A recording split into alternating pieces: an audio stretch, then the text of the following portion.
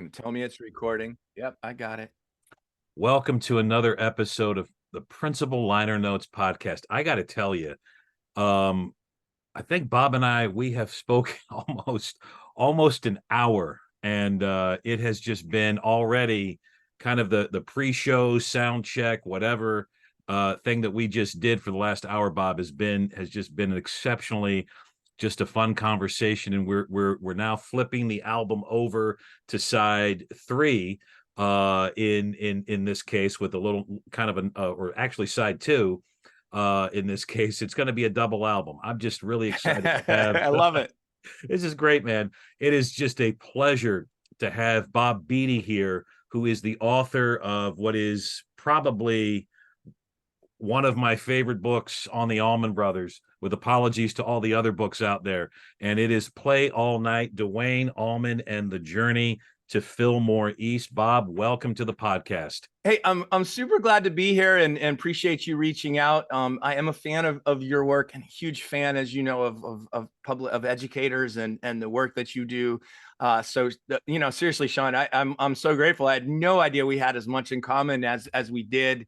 And looking forward to the talk. I could talk Allman Brothers all day long, and I do. I love it. Well, music and connections and everything else. That's my MO. Man, you complete me, brother Bob, and we may play all night. So this is going to be an epic conversation, and I guess let's just start off, man.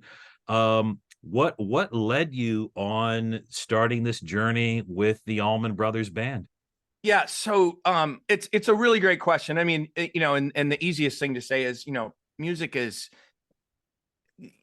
there's something about music that has always grabbed me, and it took me many years to kind of suss through that a little bit. I've got a little bit of a I've got little more than a little bit of evangelical background in me, and music that isn't spiritual or music that is secular was bad. And so I had this push pull, like music I shouldn't be listening to it, but man, I really like it. And it was really started with the Beatles. I mean, that was mom had everything really through she had Revolver actually in the Sgt. Pepper's. I guess she had everything through Sgt. Pepper's. And then dad had all of these, everything from Hank Williams to bluegrass to country. And then one record, a total outlier in his collection, he had Are You Experienced? Jimmy's record. And I mean, it's got a psychedelic cover, that fisheye lens, of weird stuff. And I'd say this sometimes in talks. I remember going, I don't know if I'm experienced, but I think if I listen to this record, I will be more experienced. And I will know. And he really, that was it. It's sometime as all of this is going on, I got my first guitar, discovered the blues, and then I wrote a paper. That it all started in school. 7th grade, I wrote a 45-page paper on the hippies. And I don't know why they made us do 45 pages in 7th grade. I remember I wrote it in longhand, as big as I could. But it was the idea. I did the hippies because I liked their music. And it was really goes back to Jimmy and Monterey Pop Festival, frankly. The video, all of that factors in. All right. So I was a big time music guy. And it was just that sort of music, blues, country was there, the Beatles, no jazz whatsoever.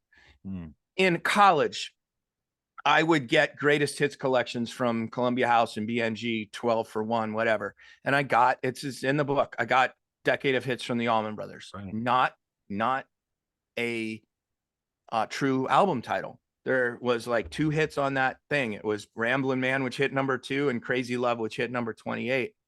But it had a bunch of songs on it that were not on what was classic rock radio at the time. Blue Sky, Dreams, Liz Reed, Ain't Wasting Time No More, Southbound, which is not the Duane era. All of those songs were on that, and they were different. Like I had Statesboro Blues, One Way Out, Midnight Rider, like those songs would play. But it was these other songs that I was like, these are even better than the ones they play, because blues is blues.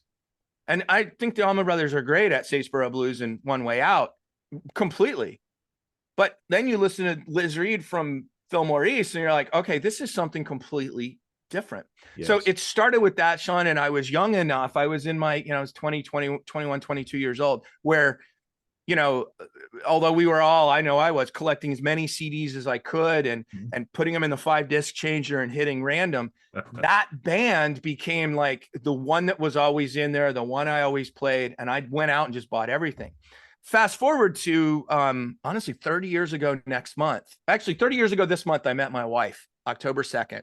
Nice. And the night I met her, we bonded over actually the Smashing Pumpkins, who had just come out with Siamese Dream, and they were coming to town the next month. I was in Orlando.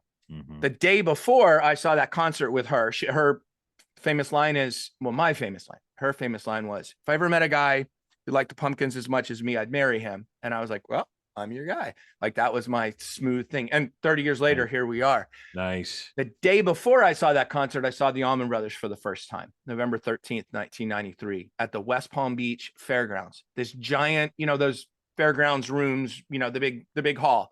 Yeah. Not meant for sound, not really meant for seats. And I went, really, I expected, you know, the Lynyrd Skynyrd tribute act thing. And they parted my freaking hair. It was the Warren and Woody era band, the same one, you know, you and I were talking about. I remember the new song they played was Where It All Begins, which was a brand new song they hadn't recorded yet. They did a Mountain Jam. This was this small run where they actually played a separate version. It wasn't just tacked into Jessica. Turns out later, Dickie had just come back from rehab when I went to this show. But I remember leaving and thinking, okay, I found my band. Like I'm on this bus. I say all the time, I got on the bus and never left. And that very next day, I got back to Orlando. I went and bought Life Wipe the Windows, Check the Oil, Dollar Gas, the live record from the Chuck Leavell, Lamar Williams era that I had been skipping in the CD bin regularly because I was like, this, you know, everybody said only the original band. Yep. So to say, like, when I did in the last piece, I'll say, I mean, my musical tastes are pretty wide, but they tended to go towards sort of rock and music that says something beyond in maybe a 3-minute pop context or rock context. The Pumpkins, I would sort of bring that back. About a year ago, actually about 2 years ago now, I met and began to discuss this a little bit with Jimmy Chamberlain, their drummer, and he told me the Allman Brothers were hugely influential to him and to Billy Corgan when they got started. Wow. And it took me some time, because then you got to be like, whoa, how does this work? And, you know, I started listening really to their first 3 records and had some discussions with Jimmy about this since. And really, to me, I got into the songs the Pumpkins did that had dynamics and changes. They were really good at that sort of swells and flows, different movements. And then, you know, you get to their 3rd record, some of those songs are epic, you know, Through the Eyes of Ruby or Porcelina, The Vast Oceans. They remind me of a Liz Reed type something or Whipping Post. And so, you know, basically I was already into music that did more than just give me the song and get out. And so that, I mean, that's the genesis of it. And then over time, you know, we mentioned earlier the Dreams box set. I mean, that booklet was just this, like, oh my God, all these, you know, like, you're like, what's going on behind this was so fascinating to me. They were Southern like I was. They played in an integrated band. Which so they were showing to me, like, this is, you know, when you're a Southerner too, I think, and of our generation, that whole civil rights era can kind of hover, because we grew up in an integrated de jure integrated world. I only went to integrated schools. But by the same token, you know, you look at the South in that era, that didn't go very easily. And the older I would get as a historian and start to realize it, like, looking for good examples of cooperation, particularly for us, the white people who were in charge. And so this was an example. Now that's a very facile understanding of it. And I had to dig a little bit deeper to kind of look at that. They didn't say they were not freedom riders, right? They weren't Dylan going with Snick to register voters. They were hippies traveling with a black dude and playing music for white people. And there were white women around that band. And I have stories in this book. And by the way, people on social media push back, and it makes me laugh. And then it sort of gets to go, oh, I had long hair. It wasn't a problem. I'm telling you, Dickie Betts said he got in fights about it. Yep. People, they got in fights over JMO being in the band. Like, this is a fact. So cooperation, that was something. And of course, music, look, growing up, sports was the thing boys are supposed to do, right? You're not really supposed to be, if you're good in school, like you're allowed to be good in school, but really the athletes, and I wasn't that good an athlete. I would play, but I found a home with music, and the fact that I could, with my limited abilities, could build in something, and I could listen to greatness and figure out what's going on. And that's essentially, Sean, for me, that whole journey. When I got to the Allman Brothers, when I discovered, which is the book, I always say discovered because they weren't new to me, but it was like, oh, it was like a light switch. Butch talks about Duane turning on that light switch. It was like a light switch to me. And I'm a nerd. Ultimately, I'm a historian, and I went to college. I hadn't even really figured out what I wanted to do. Teaching, actually, that was where I started. Teaching in law. Dad was a lawyer. I was going to teach.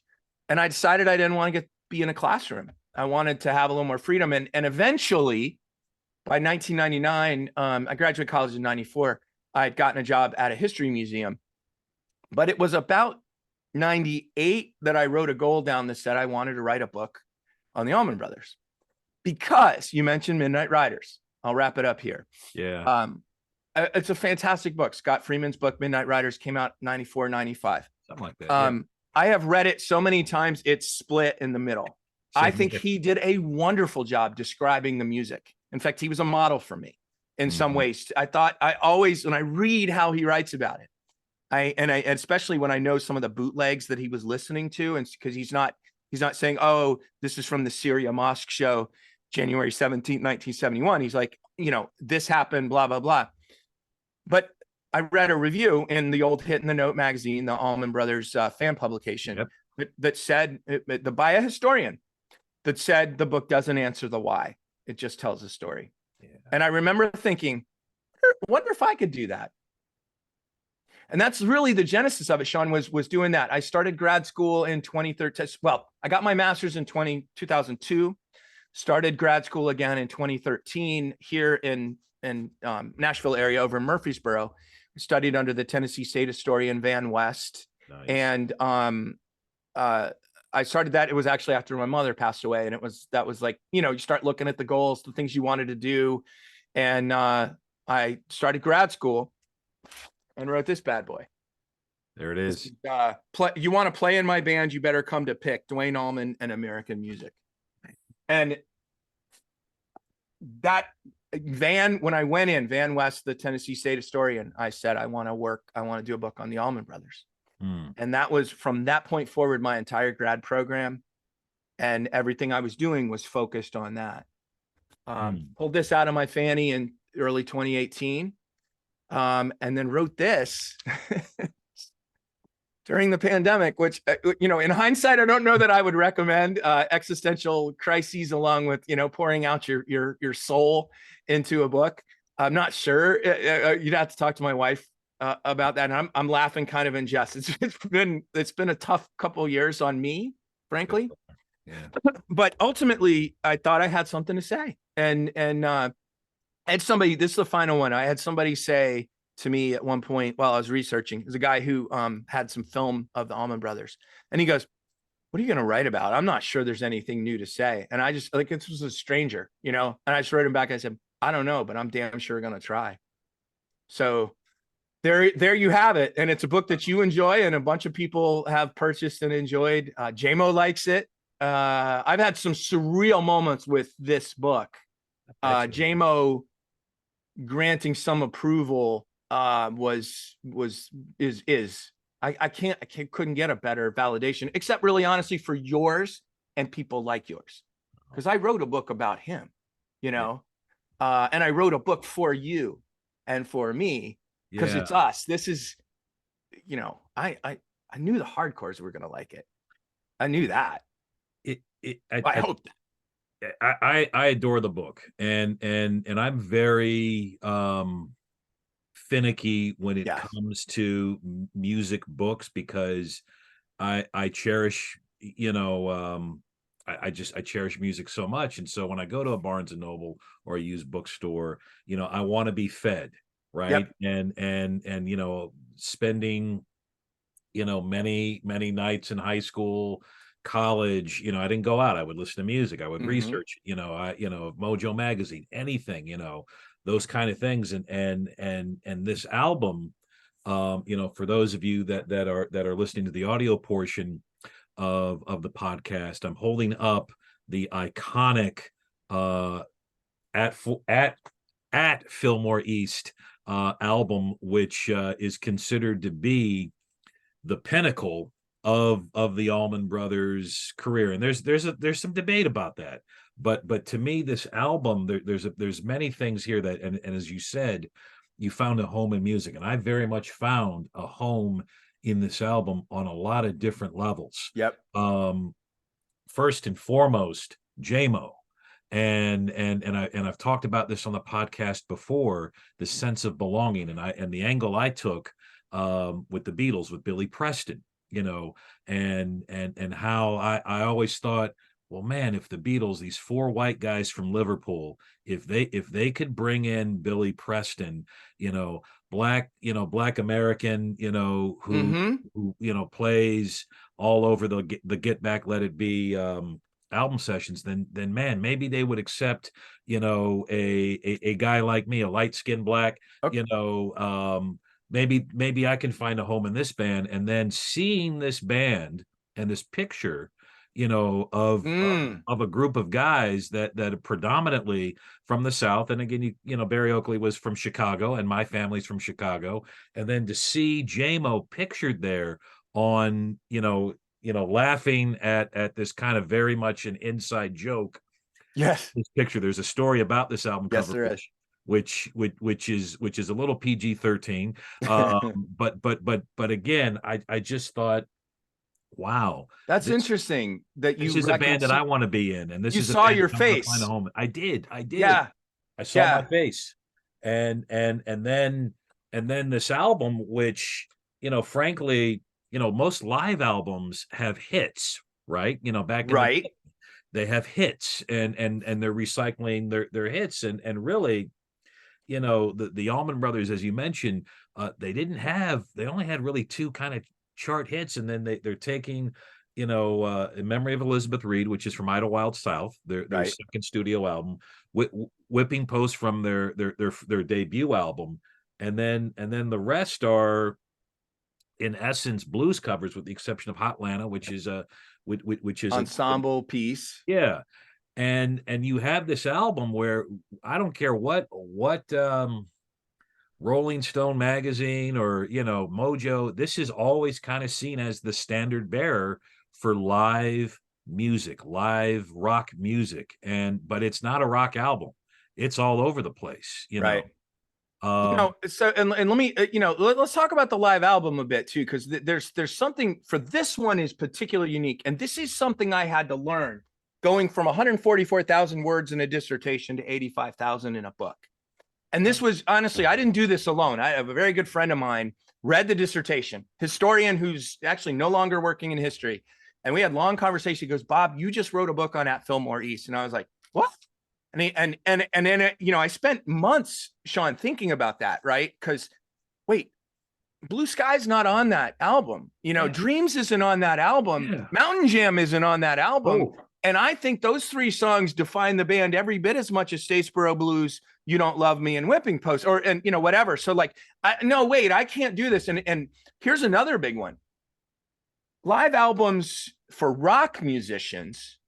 The Beach Boys now being probably one of the first ones. The Stones released a couple. Were number one. They were pastiches. They were not concerts recorded for a purpose.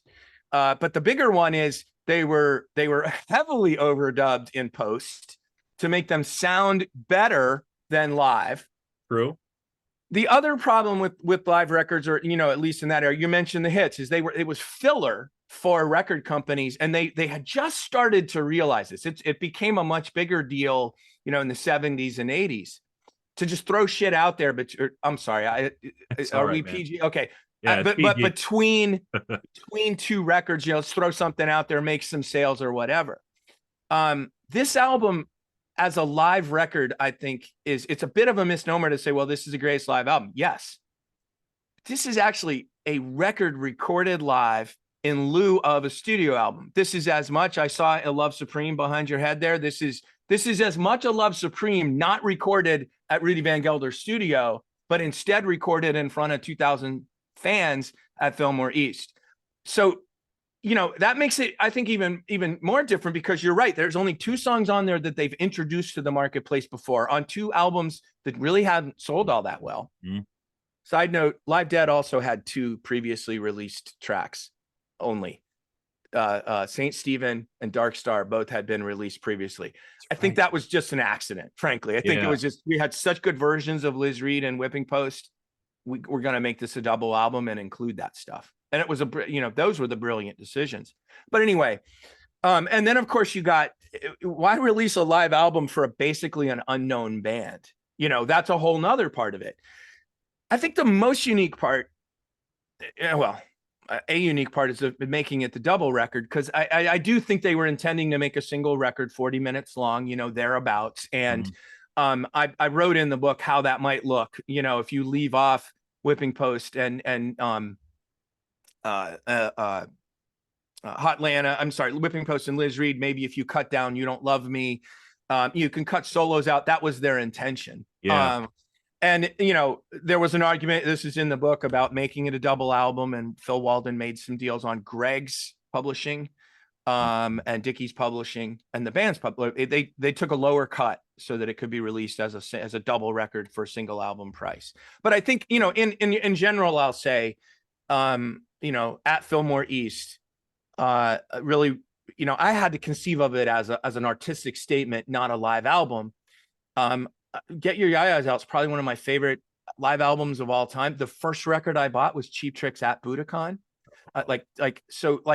Live albums are very much a part. Dad had both of the Cash records from prison, San Quentin and Folsom, and he also had live at Cook County Jail from B.B. King.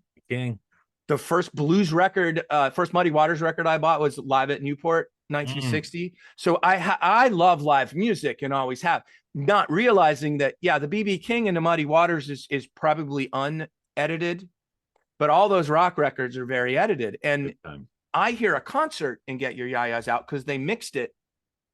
And it's the thing I hate about at Fillmore East is they don't mix the songs together so it sounds like a concert. And that's why that 1992 Fillmore concerts, which also put Mountain Jam and Whipping Post back together. That's all I know, because I didn't come to the band before CD era. So I only know Whipping Post and Mountain Jam as they belong, as God intended, as I say, as Duane and God intended. But back to this again, the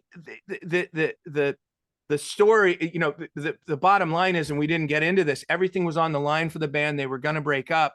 And instead of saying, let's go to a studio, really control this environment and put something out, they said, our artistic statement, we're going to go dying on our axes. We're going to go down swinging. And there are 0 overdubs on at Fillmore East. 0 overdubs. They patched. If you listen to versions now of Statesboro, you'll hear Tom Doucette's harp solo. It's not on the record. That's right. And then they patched 2 versions of You Don't Love Me right where they switch solos. Not a single note. So basically, that 23-minute Mountain Jam was recorded in one freaking take. And I'm sure musicologists and others can hear different wrong notes and stuff. I've listened to that thing. I don't hear it. I just don't. It's basically, you can hear their intention and their execution of their intention from note 1 of that record, frankly. And when you listen to the full set, which got released a couple years back, the whole thing, I think it was like 6 CDs. They picked the right songs to make the final album too. Like, that's a whole nother one. Like, damn, you guys, hit the mark. Yeah. So you know, I want to bring back the live album, because right now we get every note that gets played at every concert, and it's a little bit overwhelming sometimes, to listen to. Especially when you want to listen to with some intentionality, like, what do I want to hear? What are the songs I want to hear, the movements I want to feel? And sometimes I don't want to sit through a 3-hour concert. 60 minutes of a band might be good. So, I Yeah. mean, I've been curating my own stuff. That is one benefit of the streaming thing, is, you can patch some of these things together. But back in really all the way through the 90s, that wasn't how, right? We had records, and then we had CDs. You kind of had to listen in order. So So, I had to, and the final thing I'll say, Sean, on this, yeah. I keep saying final things, but I Nah, really did come have on, to pal. reconceive of this as an album, because honestly, and I wrote about this on my Substack a few issues ago, I can't believe they didn't play Dreams once that weekend. I mean, Yeah. could you? Imagine having a version of Dreams as good as Stormy Monday. Yeah. Recorded beautifully, sounding beautifully, a nice little 12, 13-minute version. Now, they weren't playing that song much that spring, because they were rehearsing. And my post talks about why their 1971 set lists are so stagnant.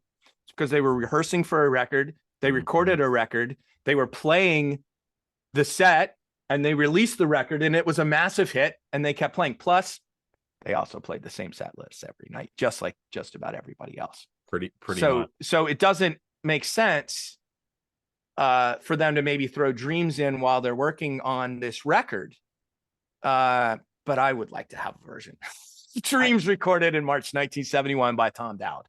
you took the words right out of my mouth, because the mix of that album, the production of that album, and how tight they were, and Duane Allman's solo on Dreams, the studio version, to me is about as there's a few elements of perfection studio wise for the Allman Brothers, that they weren't a studio band, and to me it's Dreams, Jessica, and Blue Sky. But the thing with Duane Allman, and maybe Bob, for those that he's kind of, and maybe it was his daughter, who said that he's always going to be known as, he was in a band, killed in a motorcycle accident, and played on Layla, with Eric Clapton and Derek and the Dominoes. So for those who don't know, who are listening, who don't know the significance of Duane Allman, Skydog, or Skyman, as Wilson Pickett, first called him. Maybe just kind of a crash course, Duane Sure. Allman 101, for those that maybe with their Allman Brothers listening, they know Jessica, they know Blue Sky, and that's about it. Yeah. So Duane Allman was a guitarist, a southern musician. Born in Nashville, but grew up more or less in Daytona Beach, Florida. That's where their mom relocated after their father. Duane and Greg were 13 months apart. Greg's the name most people know. He lived much longer. Yeah. Their father was murdered. He was a D-Day veteran, murdered in a botched robbery attempt when they were like 2 and 3 years old. They never knew him, didn't remember him. Eventually relocate down to Daytona Beach. They spent a couple years in military school up here in Middle Tennessee at Castle Heights Military Academy, and hated it. In fact, it's one of the reasons Greg was such a laid back leader. Laid back being a great term to use for the Midnight Rider there, but Yeah. as a leader, because he just hated the confrontation in military school, and it bothered him. And he was a little kid when he went up there. His dad died. His mom basically drops him and Big Brother off hundreds of miles away at military school. They got the music bug kind of early. Greg first, and eventually they've started forming bands. And I'm covering a lot of ground here. But first out of Daytona Beach, they were called the Allman Joys.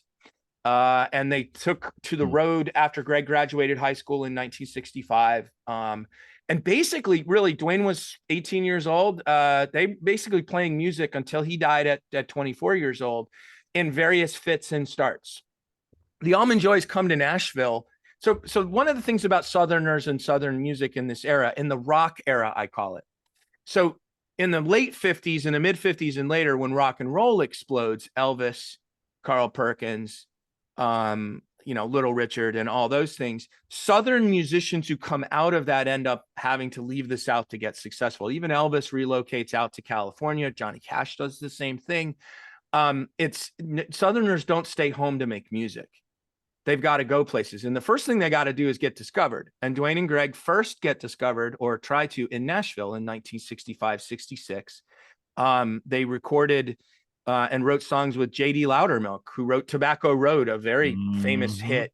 And they played Tobacco Road. Actually, they would record it. They recorded up here in Nashville at Bradley's Barn, Owen Bradley's studio in Lebanon, ironically, where Castle Heights Military Academy is. They had the miserable time there. Right. And basically couldn't sell the singles that they recorded. And they were fixing to break up. And actually, they weren't fixing to break up. They were just lounging around. They ended up in, fast forwarding again, 1967. They're in St. Louis. They're recording. They're playing as the Allman Joys, sometimes the Almanac, sometimes another band called the 5 Minutes, which is because they had taken in Paul Hornsby and Johnny Sandlin from that band. And Bill McEwen of the Nitty Gritty Dirt Band, he's their manager, discovers them. And he discovers them because they run into each other at the airport and they all had long hair. And the comment that I have in the book is, when you saw somebody with long hair, you just felt a kinship. So they invited the Nitty Gritty Dirt Band McEwen to see their set in St. Louis. Bill McEwen immediately calls LA and says, I've just found the next Rolling Stones. And Duane and Greg and Johnny and Paul all sign on and go out to LA, and they become this band called Hourglass. Best thing I can say about Hourglass is, to me, not best thing, but they did what you do in LA. They tried to create an image. That's why my book, my dissertation was, you got to come to pick. We don't really care about clothes, because they got dressed up in faux psychedelic finery, as I say it. There's a famous picture of Duane with what looks like a doily around his neck. They look kind of stupid to me, frankly. And then you listen to the music and you're like, I see what's going on here, but the producer, and you were talking a little bit about the production on Fillmore East a second ago, the producer had the contract they had said producer had all authority.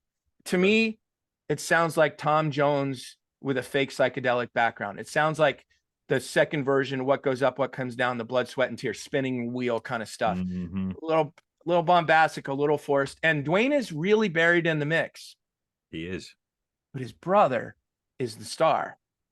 And his brother's a really good-looking fellow. I mean, Greg is a movie star, good-looking dude from the get-go. Duane, not as much, at least in my opinion. And I say that and they wanted to make Greg the star. And they were not going to listen to Duane. And basically, long story short, after 2 years of fighting with this, Duane quit the band in the middle of recording their second record. Ends up coming back, finishing it. While on tour, they record at Fame in Muscle Shoals. Now, I'm trying to get this as quick as possible. I don't need to explain Muscle Shoals, I don't think, to y'all's group, but Johnny Sandlin is from Muscle Shoals, or I think he's from Decatur. He's from the original. He's from that area. Right. Sandlin had worked at Fame, where Rick Hall owned the studio, and they went down there to record some demos. Those demos kick off the Duane Allman anthology. They're on that record you showed, I think, but they're also on the box set Dreams. That's right. Probably most famous being the BB King medley, which is three tracks from Live at the Regal. They go out to LA. Look at what we did. We love this. This is our sound. It's blues. It's BB King. Duane's screaming on guitar within. Greg sounds fantastic. And they basically reject it with impunity, the record label. And they own them because they've signed this contract. So Duane says, screw it. He quits. They all go back to Florida. Greg, right in the middle of a new band Duane is putting together with Butch in the 31st of February, Butch Trucks. They recorded some tracks, which is, I think, a key point. Thank you. Thank you for the visuals there, Sean. Appreciate it. They record some tracks with Butch down Miami, including the first version of Melissa, with Duane playing. It's the first slide solo he ever played. Butch is on drums on that. In the middle of that, Greg takes off and goes back to Los Angeles to fulfill his contract with Hourglass. And Duane is absolutely livid about this eventually makes his way to Muscle Shoals. And while the story that Rick Hall started telling in about the 2000s, middle 2000s, that Duane slept in a pup tent in the thing, I'm just going to say I've never believed that story. Duane had women everywhere he wanted. He was, he had friends. Why is he living in a pup tent? Like when he's been there. So, but he ends up on a session. He ends up on a Clarence Carter session called The Road to Love. They re-release the single. And about a month later, Duane gets a chance to record with Wilson Pickett. That's right. You mentioned before, Wilson gave him the name Skyman. Well, basically, Duane convinces Wilson Pickett to record Hey Jude, Stories in the Book, by the Beatles, which is a big hit. Mm-hmm. While the members of the house band are out to dinner, but Duane, as a hippie, and Wilson Pickett, as a black man, can't go out to eat in Muscle Shoals. Right. In 1969, y'all, 1969, Civil Rights Act got passed in 1964, Voting Rights Act in 1965. King was assassinated the year before, 1968. And a black man and a hippie can't go out and eat together in Muscle Shoals, Alabama, without getting significant harassment. They stay behind and concoct the arrangement and decision to record Hey Jude. And what that did for Duane, so that was a top 20 hit. It was a massive hit in the rhythm and blues charts and a top 20 pop hit. Duane's guitar and Wilson Pickett's screaming is the whole coda of that song. Nah, nah, nah, nah, nah, nah, nah, nah. But it's something totally different. And out of that session, Phil Walden in Macon, Georgia, and I'm dropping names here like nobody's business. Phil, who was Otis Redding's, here's another name drop, Otis Redding's manager. Otis Redding had just died. Phil Walden hears the record at Atlantic in New York City. He hears Duane, says to Rick Hall, "Who is that? That's not your usual guy." And he goes, "He's some hippie. He's got hair down to his ass, but he just burns." And Walden said, "I'm going to buy that contract and make $1 million with that guy." And that's really what he did. Is Walden and Jerry Wexler of Atlantic bought out, and some sources say 10,000, some say 15. It was a lot of money for a guy who didn't write songs and didn't sing. Duane got a contract. Basically, actually, I should say, first he stuck around Muscle Shoals. He was a regular at Muscle Shoals for really only about October, November, December, January, for maybe 5 months at the most. Played on this little album, this little ditty. Played on Boss. Now, he did that actually after he had left Muscle Shoals. I think that was right. May of 69. And they actually enticed him back from Macon. So he had, by March, so basically what happens is he gets a contract, gets to form his own band, and he tries to make a solo record with Rick Hall for a while, and there's some sessions. I've got some stuff on it. I think the bottom line is, as Dickie said, and I quoted him, they wanted to make him a power trio, but Duane was too warm and personal for that. And I think that's a really good line. He's 22 years old. He's been stifled by the industry. And he's just like, I just want to meet some dudes and play guitar and play music. So he starts putting that group together. And I'm going to hold that up for a second. So what I want to do, it starts with the black dude. We've already mentioned J-Mo. J-Mo moves to Muscle Shoals while Duane is doing this, while Duane is doing this solo record. They begin playing together. And Barry Oakley in the pink shirt shows up. Barry's a bass player, originally from Chicago, now playing with Dickie Betts in Jacksonville in a band called The Second Coming. Mm-hmm. Eventually, Duane and J-Mo quit Muscle Shoals and moved to Jacksonville, into basically Barry's and Dickie's house at the Gray House in Jacksonville. Butch Trucks eventually starts coming over. He's a Jacksonville native who's recorded already with Duane and Greg about 6 months earlier. Butch Trucks starts showing up, and the five of them, along with a bunch of other people, begin jams in Jacksonville.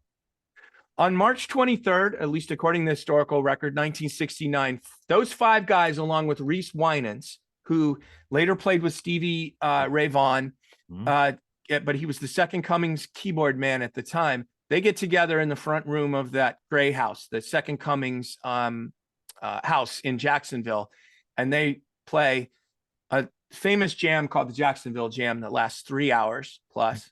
They all tell great stories about how spiritual it was. I've got those in the book. They're all over the internet. When it's done, Duane stands in the doorway and says, anybody in this band, anybody here not going to play in my band, going to have to fight your way out. And that's not an apocryphal quote. That quote is burned into the record. Greg, sitting on the side of the wall there, is still in Los Angeles when all this happens. It's the only time in Duane and Greg's life when they're apart.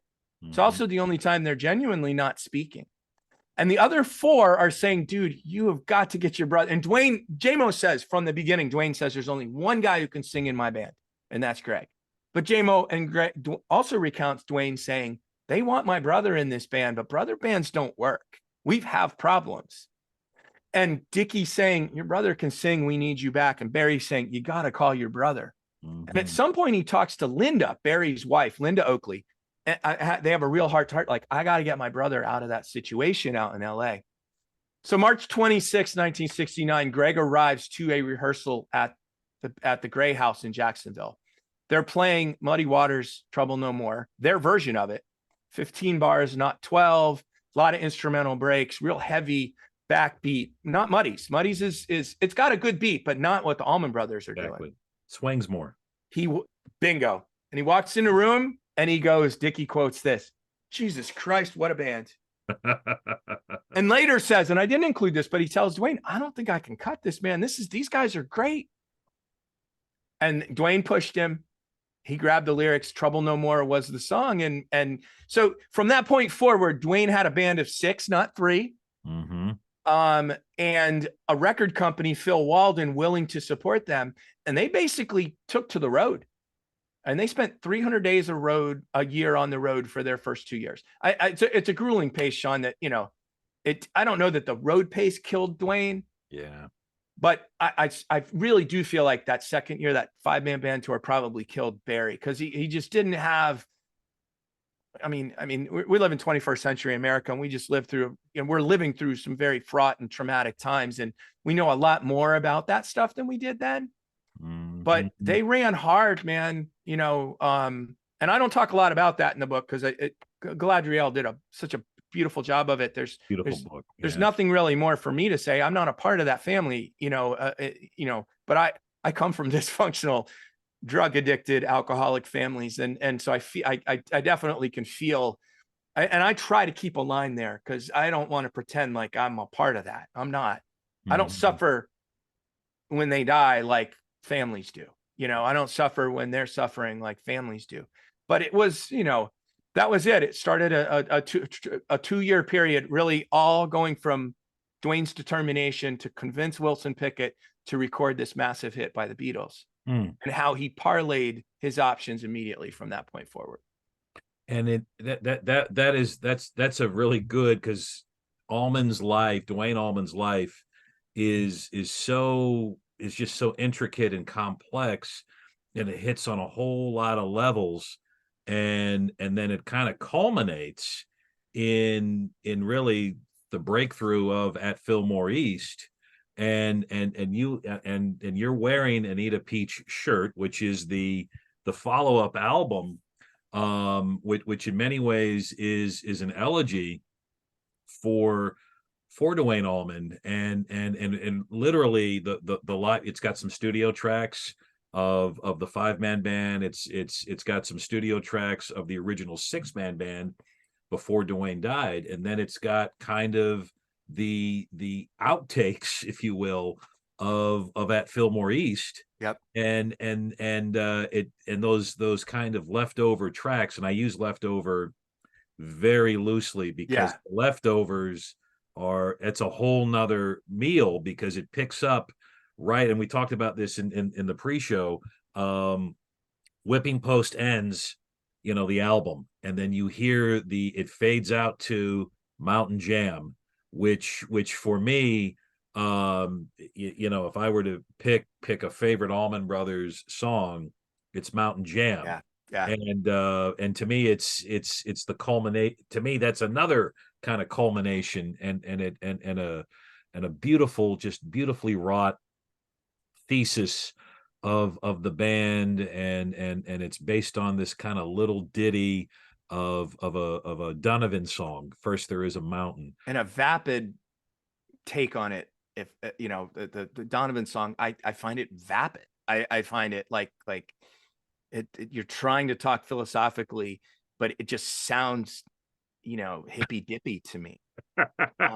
And I remember, like back in the days of Napster, the first two songs I found, because I was like, I'm not paying for a full Donovan. CDs were $20 at the time or whatever. Yeah. So it was that, and it was Spencer Davis Group's "Don't Want You No More," which also hadn't really shown up. It does not on their greatest hits or nothing, because it was the B-side to a number 99 1-week hit. I don't even know how they chose "Don't Want You No More," which kicks off the Allman Brothers Band. There's one, if I could talk, like to Dickie or because he's about the only one left. Like, where did you come up with the idea to do that song? You know what I mean? Like, where do artists think I'm going to take Muddy Waters' Hoochie Coochie Man and do what they did to it? And I know we're not talking about these two records, but you can hear in One Way Out, you can hear Sonny Boy Williamson's, version in Trouble No More. You can hear Muddy's version in Done Somebody Wrong. You can hear Elmore James, but when Hoochie Coochie Man, that's Dickie's example of taking a song and going sideways with it. Yeah. And the same, like with Don't Want You No More, like it's not a very good Spencer Davis Group song, but man, it's a really good song to kick off an Allman Brothers concert or album, because I used to play those two songs back to back. That was often a set opener or a show opener, Right on. And like you're like, dang, that's some smart, like where do you come up with that stuff? Just a really I know we've gotten off Mountain Jam, which is mine as well. And I told you that last 13 minutes, I've told my family, told my best friend, like, I want that played at my funeral. That is what heaven sounds like. I mentioned earlier about hearing with stereo headphones. I don't know if I was on camera when I said that, but I listened to Mountain Jam with those stereo headphones that I had. And for everybody's benefit, I'm unilaterally deaf. I don't hear in my right ear. So headphones have been weird for me stereo. But there are parts of that Mountain Jam that also opened up for me. Remember, I was telling you, I got to hear it and I was like, yeah. And it's Dickie Betts and his rhythm comping. Like literally, I can sit and play Dickie's rhythm on Dreams or Mountain Jam, like on guitar for hours. And I will and have. Yes. It is so creative. And his approach. What's interesting, by the way, we talked about Dreams. I know I'm bouncing around. I hope this works for you and your audience. Please stop me if I'm okay. I'm with you, Bob. That studio version of Dreams I think it's probably Duane's finest studio solo. I absolutely love it. That is only Duane on guitar, according to Greg. Dickie had left the studio. So Duane does all of that rhythm that Dickie ends up playing later. And I'm certain Dickie wrote it. I'm certain they were Dickie's parts. But, like that song to me was the first one. And that's the one, if somebody says, well, how do you want to hear? Like, boom, that's the one I want to play you. Because Mountain Jam's so long and you have to devote some attention to it. But those two songs really are my two pillars. Yeah. And then, look, that doesn't dissuade, like, I will tell you, I think Liz Reed, I think Whipping Post on Fillmore is like, that's the most representative song I would put on because it's got Greg's vocals. Other than that, I'd probably be Liz Reed. Yes. So, I just want to go back to Eat a Peach on that one, because you hit a really good point. And I don't know that I said this as well in the book as I wanted to, but that's basically 3 different bands recording that record. And you said it. I love the fact that they start with the 5-man band. They're, basically, and I feel like I did a good job of this in the book, saying what they said about those 3 songs and how important they were. The statement that Ain't Wasting Time No More makes. It is a theme song to me. It's the first song I listen to anytime anybody dies that I love. Yeah. Then you've got the original band in their element, which is live. You got the 2 sides of Mountain Jam, which we've already talked about, and then you got the Trouble No More.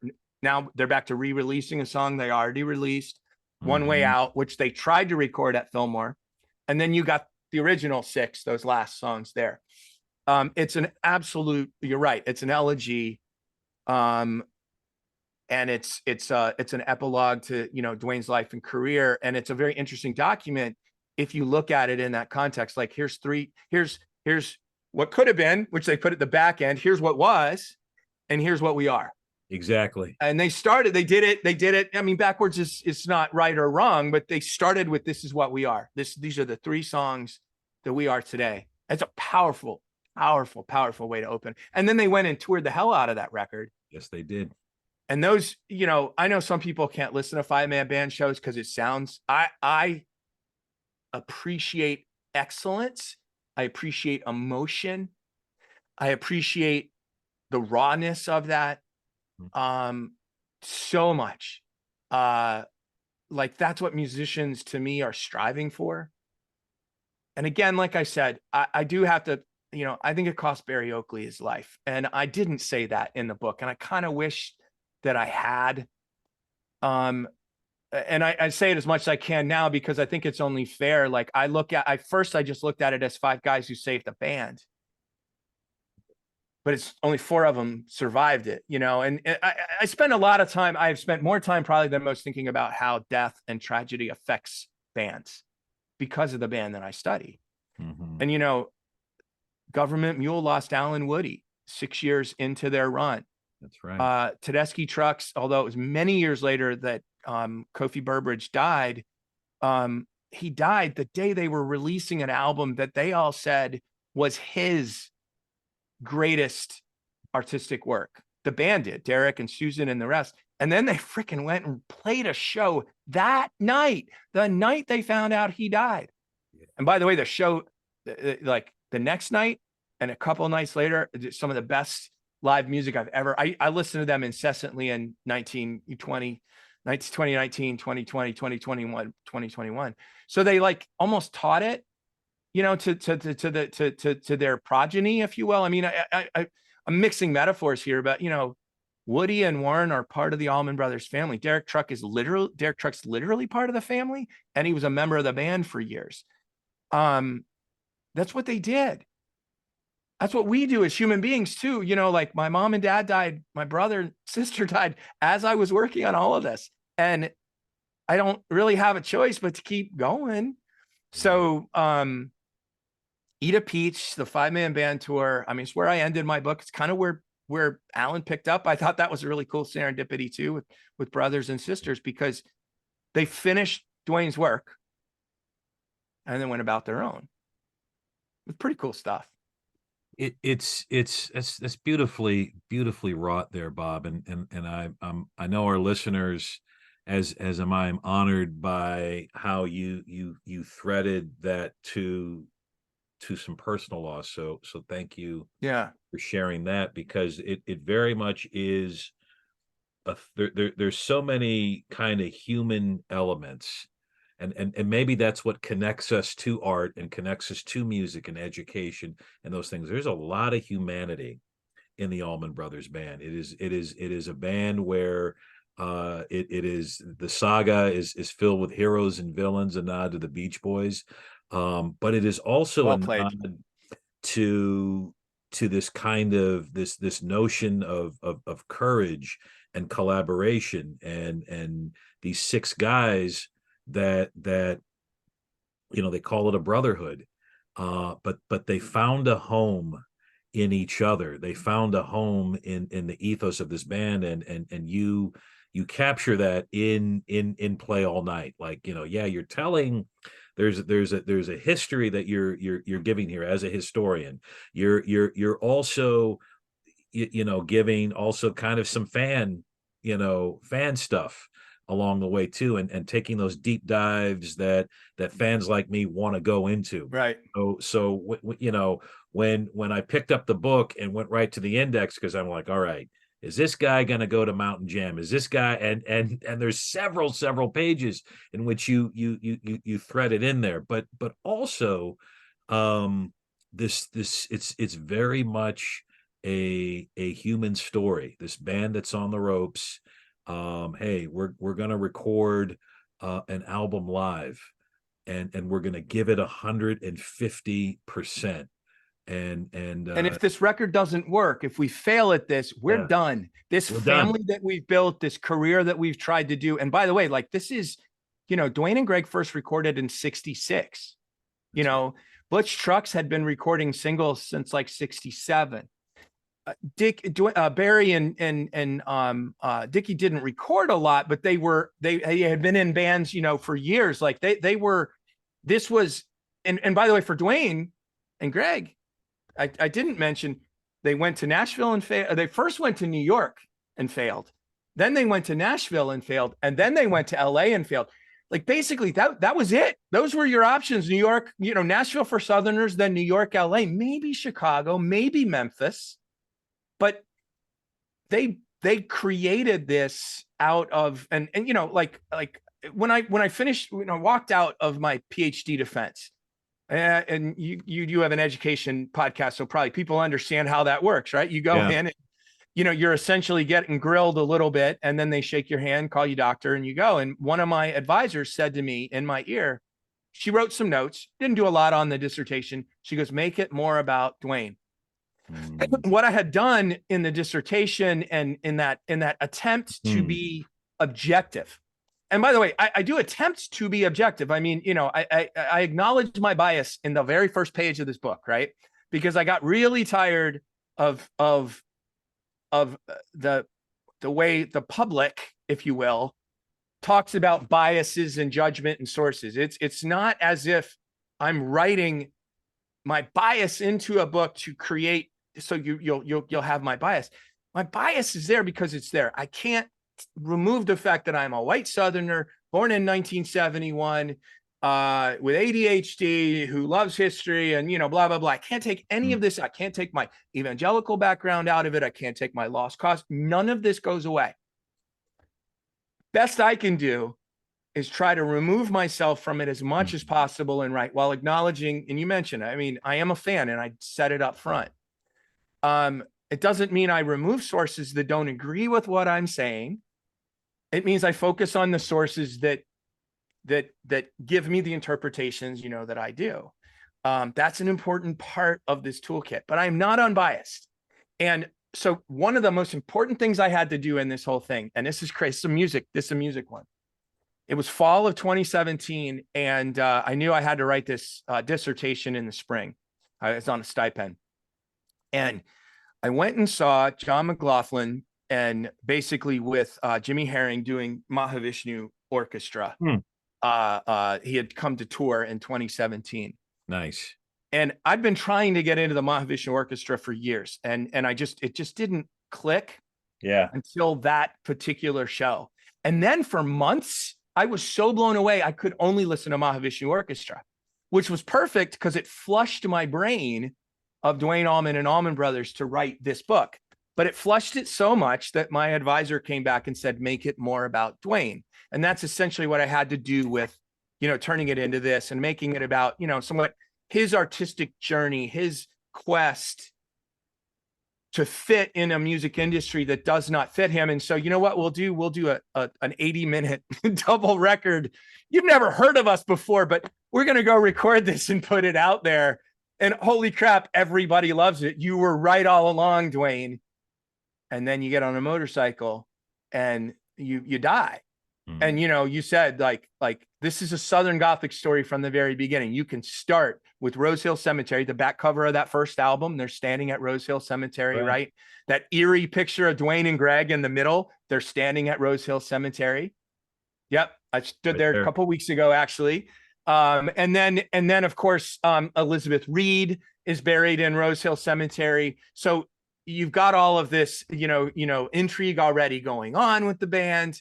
And it's,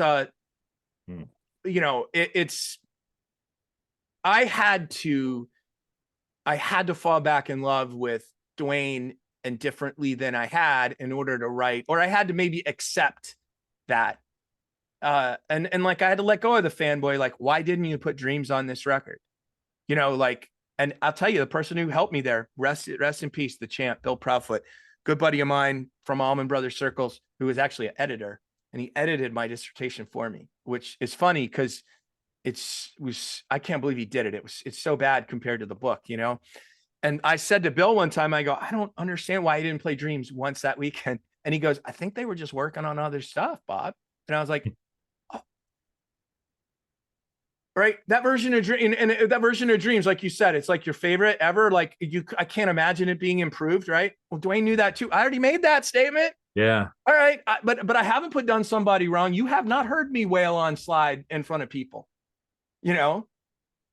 So, those are the kind of things to remove that, but also to keep, I think, because we are people and we do look for examples in other people to do stuff. He is a model of excellence for me, by the way, as is Michael Jordan. And Playing for Keeps up there, David Halberstam's Playing for Keeps, probably one of my favorite books about eras and about understanding impact of individuals within eras. And I can't play basketball like Michael Jordan, but I can damn sure watch him in a back then. You're in North Carolina, so he looms very large there. But oh, he does. We're talking Just a little bit. championship Chicago Bulls, Michael Jordan, that we grew up with. Every time you'd watch the finals, you'd be like, what's Michael gonna do? Yes. So it's this. I value excellence. I value excellence. I value this improvisation that they do. Conversation, as I said earlier, is jazz. That's probably the number one thing, that they are conversationalists. And that in a live setting, that allows them to do that, have conversation with each other and with the audience. And studio record, you have no conversation with you, just like me with this book. I have no conversation with you until you and I start talking about it, right? And so it's it was a brilliant, Duane was brilliant. I don't think he was built to last. I think he knew that. There was a sense of urgency to his approach to the world that his friends all remarked about.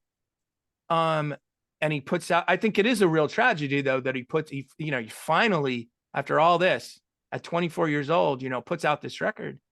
And when the money's about to start to come in, he's gone. He's gone. I mean, and then you start thinking about the people around him. And really, I focus on the band, right? So I'm not going to focus on the widows at the heart of this story necessarily, or the mothers, but it's a band. And I really like your chosen family analogy. I'm really working on that too, because my family, I had really wonderful parents, but a whole lot of dysfunction that I carry with me all the time. And that pressure of this blood family to be the only group of people in the world who matter is really something I kind of rejected. And part of that is musically, because I find friends. Did you use the term bandmate the other on one of your things? That you had a podcast on intentionality. Yeah, I use that term too. I stole it from Mike Nesmith's Infinite Tuesdays book, which I highly recommend. I do too. Okay. I love Papa Nez. Yeah. And that, I mean, I could go back and riff on the Monkees too. That was the first band, because you couldn't see the Beatles, but you could watch the Monkees on television play. I saw him look at that. You got a sign too. Mickey Dolenz. Yeah. I got it. I think I'm going to say, remember Late Period? Remember I was talking about Late Period records? Yeah. Me and Magdalena from their latest times is probably one of the top songs of the last decade for me. Agreed. I have played that song over and over and over. I love it. That's an example. That's an example of a late period artist record. Because the Beatles, everything was good because they quit. Yes. Everything was good. The Stones, pretty much from Exile forward, there are clunkers on every record that I do not like or listen to. But prior to that, from Beggar's Banquet to Exile-ish, I love everything in there. So, I'm glad you pulled out the Monkees, because there's an example. But the bandmates concept is really something that I think about. Is you're now my bandmate. I mean, I'm actually right now playing in your band because your show is your thing, but I am here adding a little lead guitar, some rhythm. That's right, man. Maybe some songwriting for you as you are perceiving or thinking about other things you're going to talk about with other people. And that's, so that chosen family thing is a really important thing. And that band lost that. Really, when Barry died, that was it for them.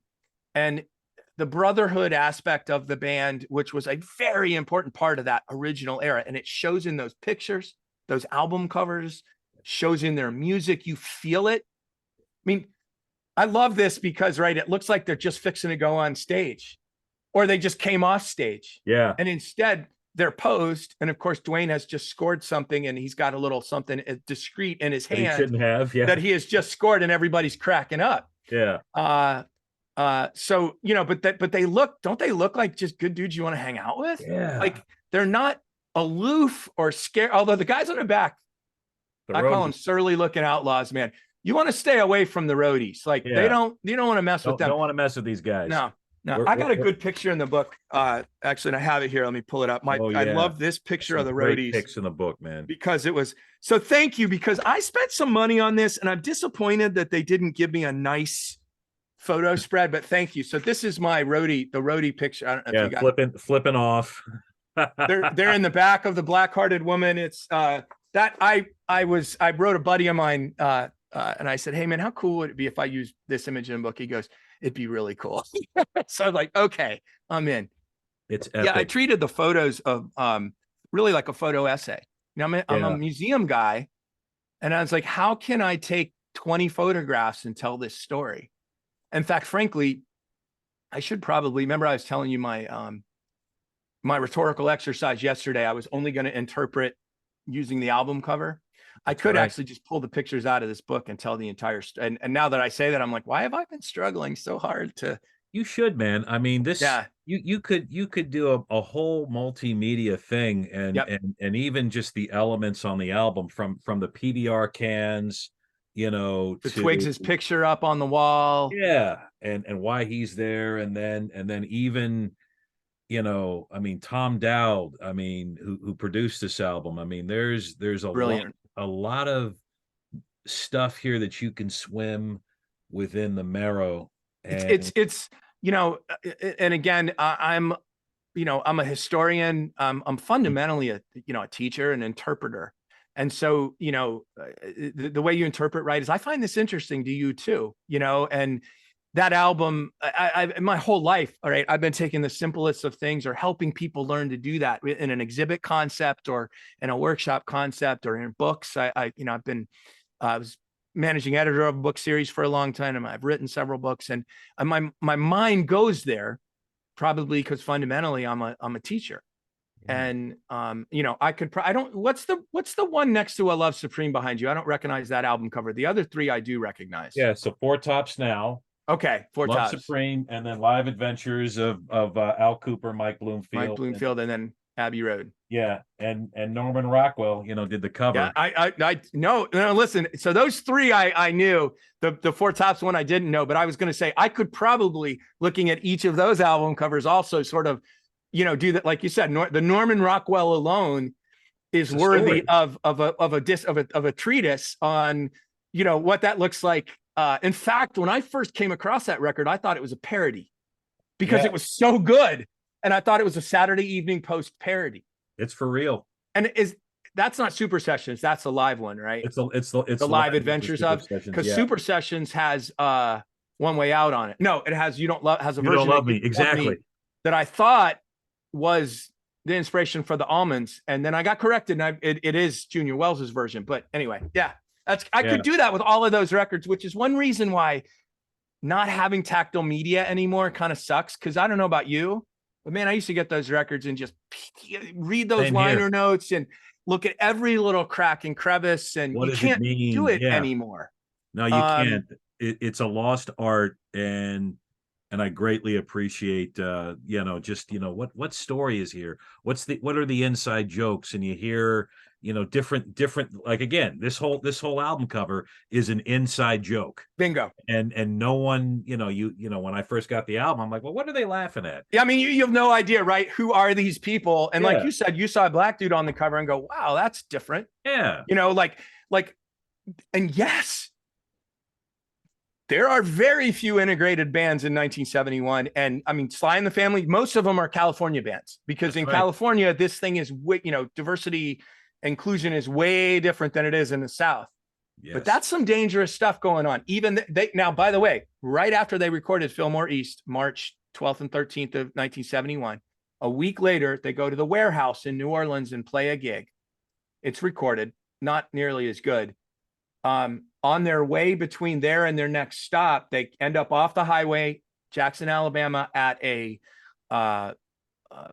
Roadhouse diner. Yeah. and they get arrested, and they get arrested with what I write in the book is a pharmacopoeia of drugs: Yeah. heroin, PCP, pot, cocaine, Everything. pills. And JMO gets sent to a different part of the jail. Mhm.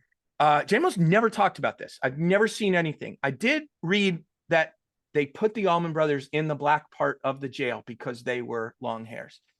They were in some serious trouble, but I'm going to say, I think JMO's life was probably close to in danger. And that's never come up. I'm saying this between you and me. I've never heard it, but like those happy dudes doing that thing, like, you know, they had just almost lost it all Yeah. at a small town in Alabama. Yeah.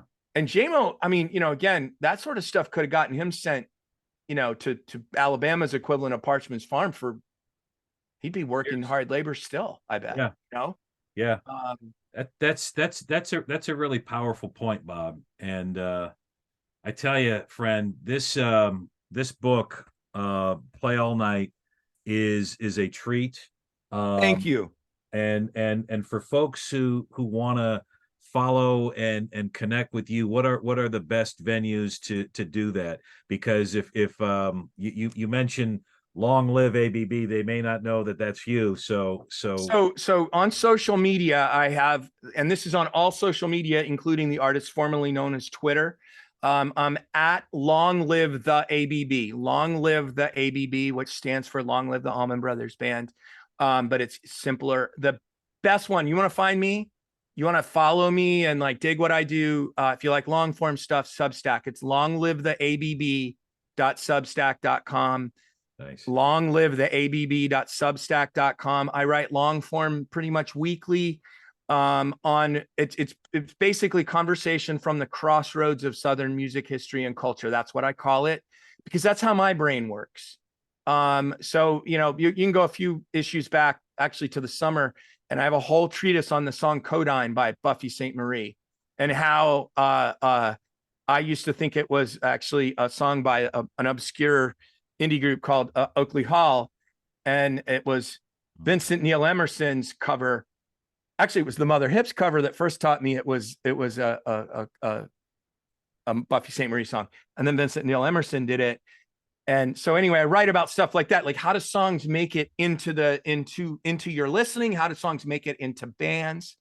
Vincent Neil Emerson plays it because he's native and he wants to honor his native traditions. So anyway, that's the kind of stuff that I talk about. Most of my social media stuff is Allman focused. People are like, why are you talking about the Beatles? I was like, because the Beatles matter no matter what, because Yes. Beatles matter anytime I say so.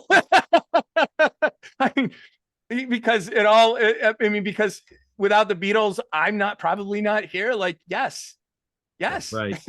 And I'll talk about jazz too for the same reason. Same reason, because it all connects. Yeah. And again, the book is available at Barnes and Noble, Amazon. Yeah, Amazon. I'm going to say Amazon is best because the algorithm. If fans just look up Play All Night book, if fans or casual people start clicking on it, more people on Amazon see it. I screwed up. It's a University Press book, and I sent out all the pre-orders to the University Press to make them more money, and that cost me probably 4,000 pings on Amazon, and that stuff matters. So Amazon is best. Longlivetheabb.substack.com is how to best sort of interact with me, unless you just want to do the social media like you and I do. That's right, pal. So I'm going to do something different for sign off, and I'm going to ask you if you could indulge, Bob. The penultimate sentence of your epilogue to me is a great sign off on page 205. It all boils down to this, and if you could, I would be honored if you could sign us off with that sentence, because it does kind of echo, and you and I are bandmates, and I usually do the don't forget to share the world with your dreams and all that, but I want to toss the riff to you like Dickie did to Duane, and I would love that. you and be honored if you could read read that sentence for us, please, as our sign off. Thank you, and thank you for appreciating these words. So this is the last. These are the last words of the book. It all boils down to this: find your note and find a way to communicate your note with others. Those who hear your note will find it from their own note, which leaves the circle unbroken. Long live the Allman Brothers Band. I can't think of a better way to conclude our time together. Bob Beatty, thank you so much for being in the band with all of us and sharing your passion with the world and reminding us that it is important for us to find our note and to hit that note, and even more importantly, I'm getting a little emotional, to find a home with your band. And as I did in fixating on JMO and saying, hey, I can be a part of that band too. And thank you for sharing your gift and helping us find our note. The book is Play All Night, subtitled Duane Allman and the Journey to Fillmore East. I cannot think of a better way to end this podcast and to end this episode. And Bob, thank you so much, my friend. Thank you, brother. Appreciate it. And listen, for you, keep on trucking with your podcast. I've enjoyed it. The spirit with which you do it. As soon as I listen, I go, oh yeah, this is one of my dudes. And honestly, these conversations, I'm going to be flying the rest of the day just because it just feels good to connect with people and to talk about, this is my offering to the world, man. And it's been tough. I had a really tough down spell about a month ago when some of the stuff was getting to me, and it's like, hey, bro, man, come on. And my best friend said, my bandmate, my musical soulmate, who's thanked in this book, and he said, hey man, you're out there. Okay. So thank you for helping. And I say this for those that listen to you, and you're on my radar now. And educators, my brother, I have a real special place in my heart. This is, my wife works in with schools, or has for a long time, and I'm school adjacent. So thank you. All of what you said, I appreciate it. And your podcast is a really nice way to deal with the world. And that's cool. That's cool too. So I appreciate it's a lot of love back to you. Thanks, Bob. I appreciate that. Wow. We can keep going. Please come back on the podcast. Anytime. There's a lot you and I need to cover. We got to get into Nesmith. We also, we could probably do a whole series on the Hourglass covering Norwegian Wood. So, oh yes. So okay. We'll go there, man. So listen, back, you know brother. where I'm at. I'm happy to. All right. Thanks so much. Catch you all on the flip side. Thanks again, Bob.